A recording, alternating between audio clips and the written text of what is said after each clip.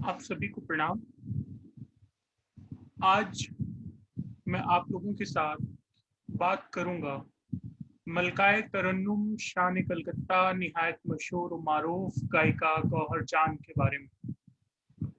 गौहर जान का जन्म 26 जून 1873 ईस्वी में वर्तमान उत्तर प्रदेश के आजमगढ़ जिले में हुआ। गौहर का जन्म एक क्रिश्चियन परिवार में हुआ था। उनके दादा अंग्रेज और दादी हिंदू थी। अंग्रेजों द्वारा स्थानीय लड़कियों से विवाह की परंपरा 17वीं सदी के अंत तक पूरे देश में प्रचलन में थी। अंग्रेज कई नौकर रखते थे क्योंकि बहुत सस्ते थे, जैसे कि खानसामा, बैरा, खिदमतगार, आया, मेहतर, मशालची, बेश्ती, धोबी, दर्जी, कोचवान इत्यादि। महिला नौकरों के बारे में कई बार ये कहा जाता है कि उन्हें एक पत्नी की तरह घर संभालने से लेकर अंग्रेज अफसरों को यौन सेवाएं देने तक का काम करना पड़ता था।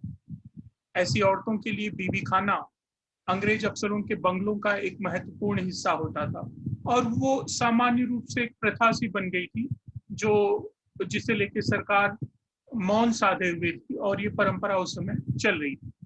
सन 1750 तक समुद्र के रास्ते इंग्लैंड से भारत आना बहुत जटिल काम था। ये इसमें करीब 8 से 24 महीने का समय लग जाता था और एक यात्री के पीछे, एक प्रौढ़ यात्री के पीछे करीब 200 पाउंड का आर्थिक खर्च आता था और इस पूरी यात्रा के दौरान जो खतरे थे वो अलग। परिणाम था जो अंग्रेजी महिलाएं थी वो इतनी कठिन यात्राएं करने के लिए तैयार नहीं होती थी, इसलिए उनकी संख्याएं यहाँ न के बराबर। ऐसे में अंग्रेज पुरुष स्थानीय महिलाओं के साथ एक आपसी समझ के आधार पर संबंध बनाकर उन्हें साथ रखते थे और वो कई बार उनके साथ शादी कर लेते थे या बिना शादी के भी बीबी खाने में ऐसी औरतें जो हैं वो रखते थे और इसकी तमाम उदाहरण भी हमें मिल जाती हैं। ऐसी अधिकांश औरतें होती कौन थी? ये हिंदुओं और मुसलमानों की निम्न जातियों की औरतें थी। हालांकि इसके कुछ अपवाद भी हैं, जैसे कि जेम्स अकिलिस कर्क पैट्रिक का हैदराबाद के राजसी परिवार की खैरुन्निसा से विवाह हुआ। उन्होंने खैरुन्निसा को देखा, उन्हें प्रेम हुआ और उन्होंने उनसे विवाह किया। कलकत्ता शहर के संस्थापक जॉब चार्नोक ने स्वयं एक ब्राह्मण विधवा को सती होने से बचाया था और उससे उन्होंने शादी की। स्थानीय भारतीय महिलाओं से पहले अंग्रेज यूरेशियाई वर्ण संकर पुर्तगाली महिलाओं को ज्यादा पसंद करते थे, लेकिन इनसे उत्पन्न संतानों का कैथोलिक चर्च में धर्म परिवर्तन कराने की परंपरा थी। इसी कारण कोर्ट ऑफ डायरेक्टर्स ने अपने यूरोपीय अधिकारियों को ये कहा कि वे भारतीय महिलाओं से विवाह करें। ऐसा करने के लिए उन्हें प्रोत्साहित किया गया और ऐसा करने के पीछे उनका एक जो और उद्देश्य था वो था ईसाई धर्म के प्रचार प्रसार। लेकिन ऐसी स्त्रियों को पति की मृत्यु या उसके द्वारा ऐसी पत्नियों को छोड़ देने की स्थिति में अक्सर ये औरतें निराश्रित हो जाती और इस तरह की अधिकांश शादियां जब तक चलती थी तो वो आपसी समझदारी पर ही चलती थी। अंग्रेज पति की संपत्ति पर इनका कोई अधिकार नहीं होता था और सरकार की तरफ से इस पर कानून को लेकर कोई उत्साहजनक स्थिति नहीं दिखाई देती। विक्रम संपत अपनी किताब my name is Gauhar Khan the life and times of musician में बहुत बारीकी से गौहर के जीवन से जुड़े हुए साक्ष्यों को प्रस्तुत करते हैं। उन्होंने उन तमाम कोर्ट कचहरी का में जो मुकदमे दायर थे बनारस से लेकर कलकत्ता तक, उन सब का हवाला लेते हुए बहुत सारी कड़ियां गौहर के जीवन की उन्होंने जोड़ने की कोशिश की। तो जैसा हम कह रहे थे कि गौहर की दादी जो है वो हिंदू थी और उनके दादा अंग्रेज थे। संपत ने अपनी किताब में गौहर की दादी का नाम रुक्मिणी और दादा का नाम हार्डी हेमिंग्स बताया। शादी के बाद रुक्मिणी ईसाई धर्म स्वीकार करती हैं और उन्हें नया नाम मिल जाता है श्रीमती एलिहाज हेमिंग्स। मतलब रुक्मिणी जो है श्रीमती एलिजा हेमिंग्स बन जाती है और इस दंपत्ति को संतान रूप में 2 लड़कियां होती हैं। बड़ी लड़की का नाम होता है एडेलाइन विक्टोरिया, जिसका जन्म 1857 में हुआ। इसी बीच हार्डी की अचानक मौत होती है। मौत के बाद ये दोनों लड़कियां और उनकी पत्नी बहुत दयनीय हालत में आ जाती हैं, क्योंकि पति के संपत्ति पे उन्हें कोई अधिकार नहीं मिलता, वो उसे कानूनी तौर पे क्लेम भी नहीं कर पाती। और एलिजा हेमिंग्स अपने परिवार के भरण पोषण के लिए आजमगढ़ में उन दोनों की ड्राई आइस फैक्ट्री में मजदूरी करने लगी, और जैसे तैसे बड़ी सी मामूली सी रकम पर वो अपनी बेटियों का पालन पोषण करती। इसी फैक्ट्री में सालों बाद एक सुपरवाइजर के रूप में अर्मेनियाई मूल का 20 वर्षीय युवा इंजीनियर रॉबर्ट विलियम योवर्ड आता है, उसकी नियुक्ति होती है। आप देखेंगे कि अंग्रेजों के समय में बहुत ऐसे युवक थे या नागरिक थे जो अर्मेनियाई मूल के थे, और वो राय बहादुर लोगों की सरकार में जो है ऊंचे पदों पे थे, उन्हें वरीयता दी जाती। इसका कारण ये था कि भारत का यूरोप के साथ संबंध जोड़ने में अर्मेनियाई मूल के लोग बड़े महत्वपूर्ण थे। ईस्ट इंडिया कंपनी को व्यापारिक रूप से भारत में सफल करने के पीछे भी इनका महत्वपूर्ण योगदान रहा। मुगलों से भी इनके अच्छे संबंध रहे। अकबर की एक अर्मेनियाई रानी हुआ करती थी, मरियम जमानी बेगम। श्रीमती एलिजा हेमिंग्स अपनी बड़ी बेटी एडेलाइन विक्टोरिया का विवाह इसी अर्मेनियाई युवक के साथ, रॉबर्ट विलियम योवर्ट के साथ सुनिश्चित करती हैं। और तमाम दस्तावेज के माध्यम से संपत जी बताते हैं कि सन 1872 ईस्वी में इनकी शादी होती है, और शादी के समय रॉबर्ट्स की उम्र 20 साल और विक्टोरिया 15 साल। 26 जून 1873 को इस दंपति को एक बेटी पैदा होती है, जिसका नाम वे बड़े प्यार से अपनी उस बेटी का नाम वो एलिन एंजेलिया योवर्ड रखते हैं, एलिन एंजेलिना योवर्ड। और यही लड़की आगे जाके गौहर जान बनती है। कैसे? देखिए कि शादी के बाद परिवार में सब कुछ ठीक चल रहा था।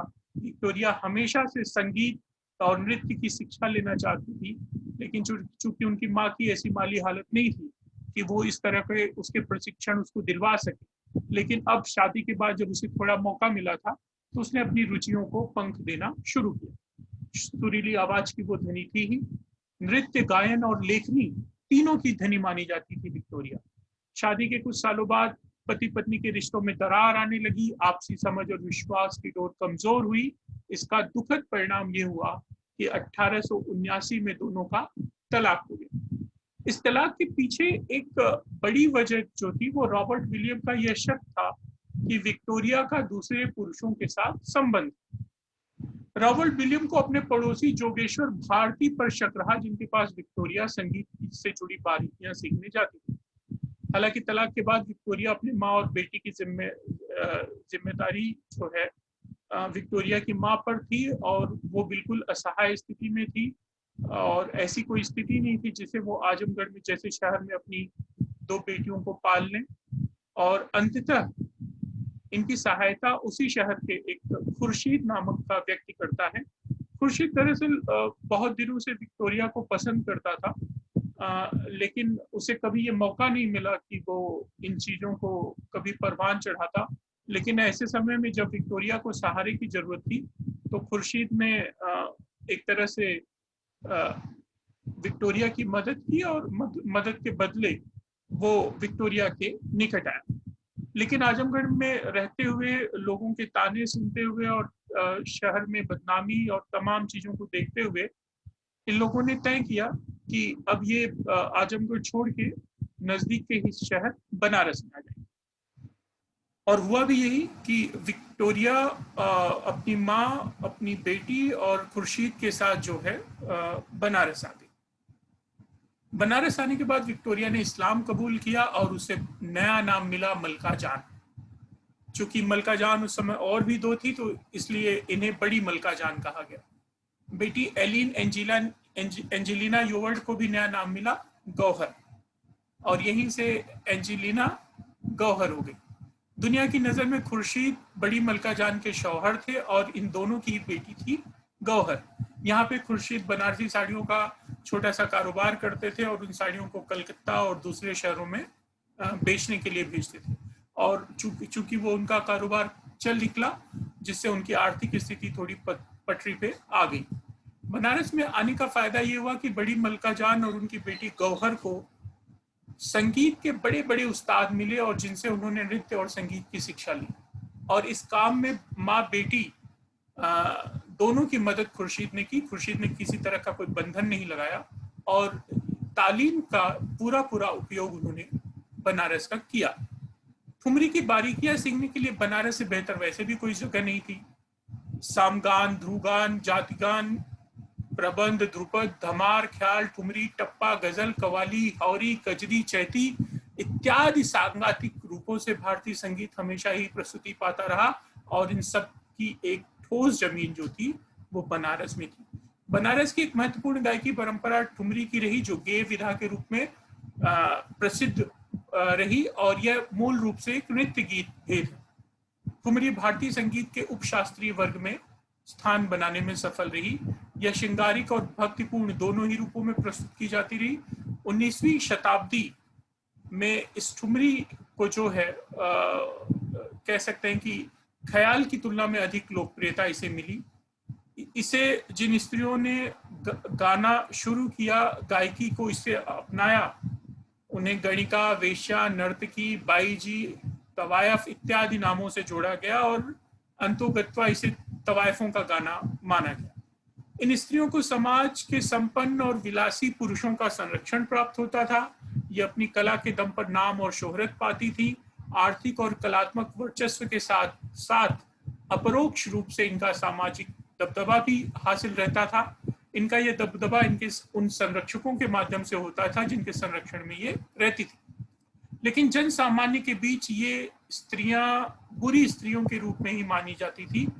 इनके जीवन में पुरुषों की अधिकांश सहभागिता सिर्फ मनोरंजन और आनंद के लिए होता था। इनका निजी जीवन संपन्नता के बावजूद संवेदना और प्रेम के स्तर पर त्रासदी का एक निजी इतिहास होता था। इन्हें सामाजिक, नैतिक और आदर्श के लिए हमेशा खतरनाक माना गया। बनारस की इन ठुमरी गायिकाओं ने अपने संघर्ष को समयानुकूल रूपांतरित करने एवं उसे धार देने में कभी कोई कमी नहीं छोड़ी। ऐसा उन्होंने इसलिए किया ताकि जीवन थोड़ा सरल हो सके और कला का सफर अधिक खूबसूरत। ये गायिकाएं अपने जीवन की नहीं अपितु अपनी कला की भी शिल्पी रही। इन डेरे वालियों, कोठे वालियों के निजी जीवन के न जाने कितने ही तहखाने अनखुले रह गए, कितनी ही सुरीली आवाजों वाली बाई जी के नाम गुमनामी में ही दफन हो गए हैं, लेकिन समय की धौकनी में इनके ख्वाब हमेशा पकते रहे। इन गायिकाओं ने अपने दर्द को ही अपनी गायकी में एक खास तेवर के साथ पेश किया। इन गायिकाओं के जीवन के बहुत से रंग और मौसम सामाजिक व्यवस्था ने बेदखल कर दिए। बावजूद इसके इनके जीवन में स्वाद लायक नमक की कोई कमी नहीं थी। यह हमेशा नएपन का उत्सव मनाते हुए आगे बढ़ी। इनके जीवन में संघर्ष और संगीत की निरंतरता असाधारण थी। इन गायिकाओं में अब बड़ी मलका जान का शामिल हो जाना बनारस के लिए एक नई बात थी। वे बनारस के रईसों में मशहूर हो चुकी थी। उन्होंने शहर की नामचीन तवायफों में अपनी जगह बनाने के साथ साथ अपनी बेटी गौहर को अच्छी से अच्छी शिक्षा दिलाने में कोई कसर नहीं छोड़ी।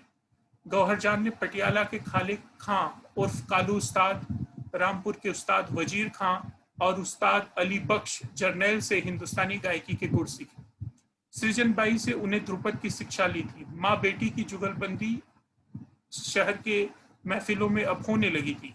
छोटी गौहर 10 साल की हो चुकी थी और बनारस के रईस अमीर व उमरा अब गौहर को गौहर जान के रूप में भी पहचानने लगे थे। ये गौहर की एक नई पहचान थी जो उसे अपनी गायकी के दम पर मिल रहा था। ठुमरी को नवीनता और जनप्रियता इसी बनारस में मिली। संगीत घरानों एवं गुणी उस्तादों के बीच ठुमरी बनारस में चमकी। 1790 से 1850 का समय ठुमरी और ठुमरी गायिकाओं के लिए काफी उत्साहजनक रहा, लेकिन 1857 के बाद हम देखते हैं कि बहुत कुछ बदल गया और अंग्रेज नेटिव म्यूजिक को तो तवज्जो ही नहीं देते थे और उन्होंने ना ही कभी इसके संरक्षण की सोची, बल्कि 1857 में तवायफों ने जिस तरह से क्रांतिकारियों से संबंध और उनकी सहायता पहुंचाने जैसी बातें की थी, उससे अंग्रेज हुकूमत बहुत सख्त हो गई थी और उन्होंने ब्रिटिश क्राउन लाया और उन्होंने वैश्याओं और तवायफों को एक श्रेणी में रखकर उनकी सारी गतिविधियों को लगभग अपराध की श्रेणी में शामिल कर लिया था। लेकिन इन्हीं सब के बीच गौहर बड़ी हो रही थी और गायकी में अपना नाम कमा रही थी।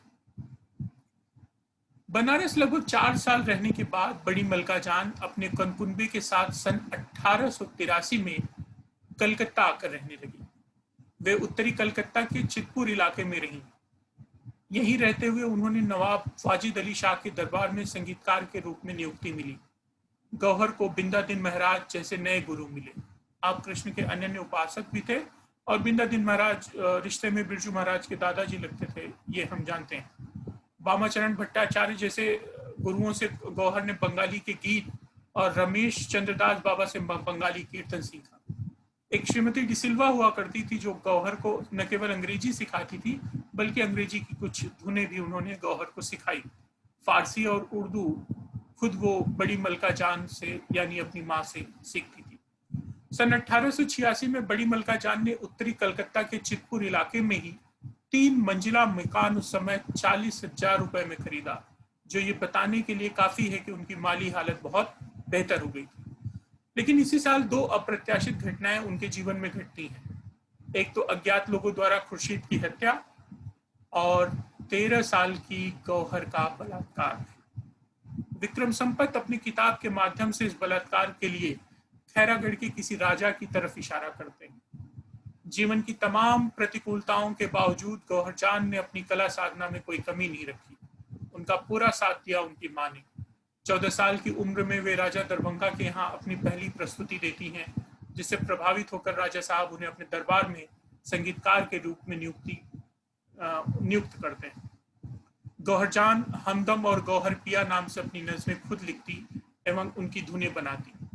यहीं से गायिका और नृत्यांगना के रूप में गौहर जान का एक नामचीन सुनहरा दौर शुरू होता है। गौहर जान मशहूर हुई और इतनी मशहूर हुई कि कई लोगों को गौहर से जलन होने लगी।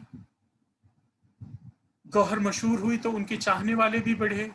जिन पुरुषों के साथ गौहर के इश्क का दौर चला उसमें बनारस के प्रसिद्ध राय परिवार से संबंधित राय छगन, बहरामपुर के धनी जमींदार निमाई सेन, गुजराती हिंदुस्तानी स्टेज के प्रसिद्ध अभिनेता एवं लेखक नायक अमृत केशव और सैयद गुलाम अब्बास सब्जवारी का नाम अलग अलग संदर्भों में अलग अलग जगह हमें प्राप्त होता है। सन 1906 में गौहर की मां बड़ी मलका जान का देहांत हो जाता है और नायक अमृत केशव बहुत कम उम्र में, लगभग 30-32 साल की उम्र में, वो हृदयाघात से उनका भी देहांत हो जाता है। ये 2 साल गौहर के लिए बड़े दुखद रहे। सैयद गुलाम अब्बास सब्जवारी को गौहर ने अपने मैनेजर के रूप में नियुक्त कर रखा था, जो कि एक पेशावरी पठान था और उम्र में गौहर से 10-11 साल छोटा था। लेकिन धीरे धीरे दोनों के संबंध बेहतर हुए तो गौहर ने उससे शादी भी कर ली, लेकिन उसके रंग ढंग ठीक नहीं थे। उसकी सारी नीयत गौहर की संपत्ति और उनके कार्यक्रमों के आयोजन को अपने काबू में रखने वाली जैसी बात थी और यही कारण रहा कि दोनों के संबंधों में धीरे धीरे खटास आई। बात इतनी बड़ी कि कोर्ट कचहरी तक मामला पहुंचा। इसने गौहर को आर्थिक रूप से बड़ी चोट दी। बताते हैं कि उस समय गौहर वकीलों को फीस देने के लिए उन्हें अपनी जायदाद और अपने गहने तक बेचने पड़े। अपने प्रेम प्रसंगों में गौहर नाकामयाब ही कही जाएंगी। मशहूर शायर खान बहादुर सैयद अकबर इलाहाबादी गौहर जान के विषय में सन 1910 के आसपास लिखते हैं कि खुश नसीब आज भला कौन है गौहर के सिवा, सब कुछ अल्लाह ने दे रखा है शौहर के सिवा। तो ये पंक्तियां कहीं न कहीं गौहर के जीवन की त्रासदी को बयान कर दी।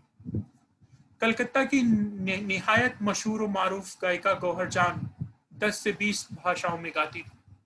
उन्होंने तकनीकी बदलाव के अनुरूप अपने आप को तैयार किया। भारत में 78 आरपीएम पर संगीत रिकॉर्ड करने वाली गौहर पहली कलाकार थी। इंग्लैंड की company gramophone and typewriter limited का पहला सेल्स ऑफिस जुलाई 1901 में कलकत्ता में खुला था। कंपनी का रिकॉर्डिंग अधिकारी गैसबर्ग सन 1902 में कलकत्ता आया और 11 नवंबर 1902 को गौहर कंपनी के अस्थायी स्टूडियो आती। उन दिनों ग्रामोफोन की रिकॉर्डिंग 2 से 3 मिनट की होती थी। ठुमरी को 2 से 3 मिनट में गाना बहुत बड़ी चुनौती थी, लेकिन गौहर ने इसे अपनी खास शैली में इस चुनौती को स्वीकार किया।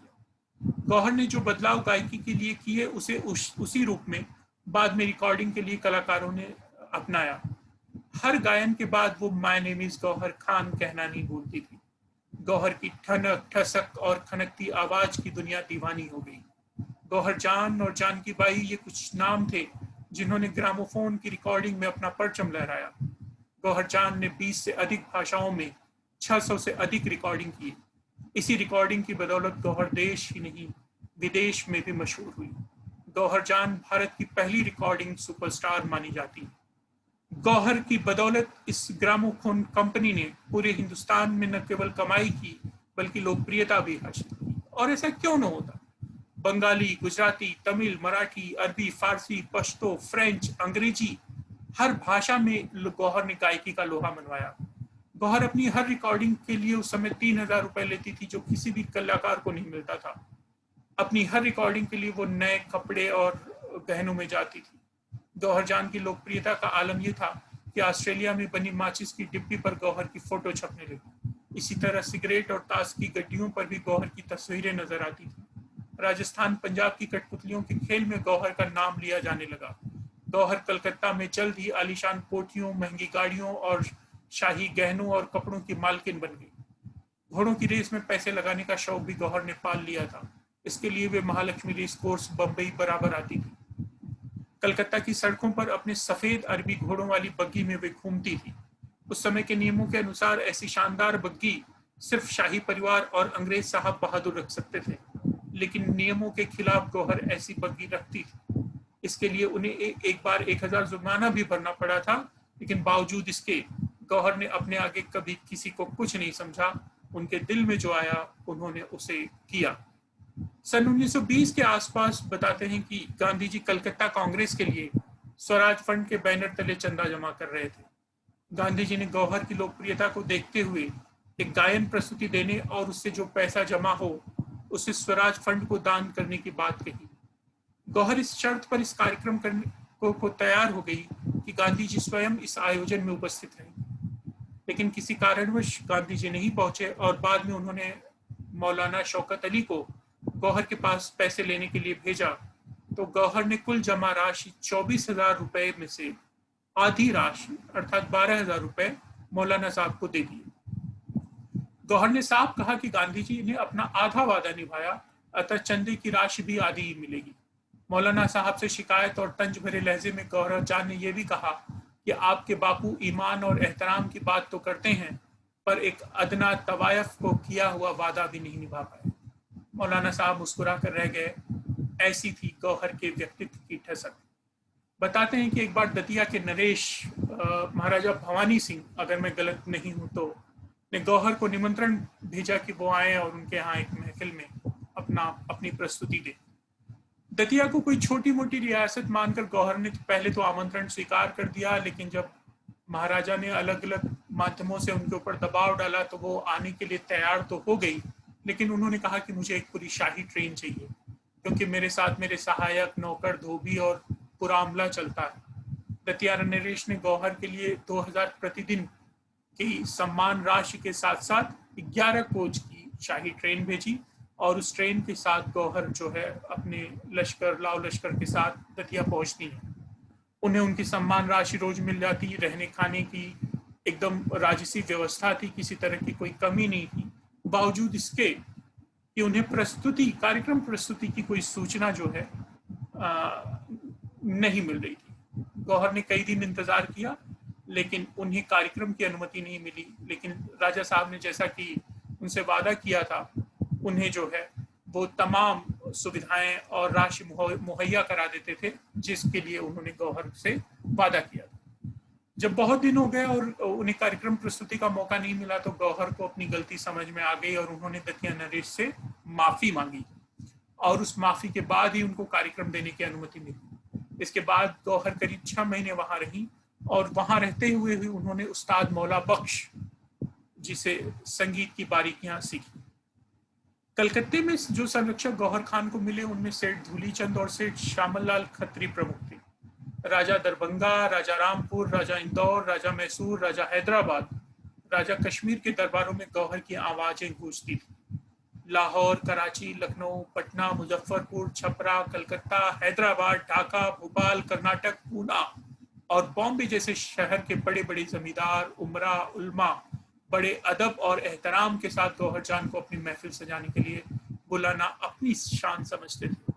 गौहर जान के बारे में कहा जाता है कि वे सोने की 100 गिन्नियां लेने के बाद ही किसी महफिल के लिए हामी भरती थी। दिसंबर 1911 में इलाहाबाद की जानकी बाई के साथ दिल्ली दरबार में किंग जॉर्ज परचम के सम्मान में भी गौहर ने गायन की प्रस्तुति दी।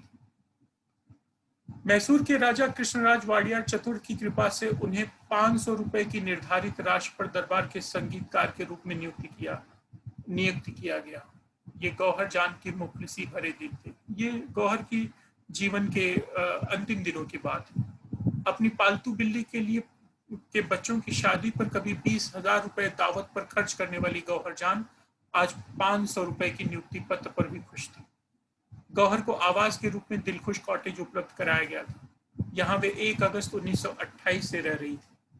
यहाँ करीब 18 महीने का समय बिताने के बाद शुक्रवार 17 जनवरी 1930 को मैसूर के कृष्ण राजेंद्र अस्पताल में गौहर जान ने आखिरी सांस ली। अंतिम दिनों में भी वे बंबई के सेठ माधोदास गोकुलदास पास्ता द्वारा दायर मुकदमे से जूझ रही थी।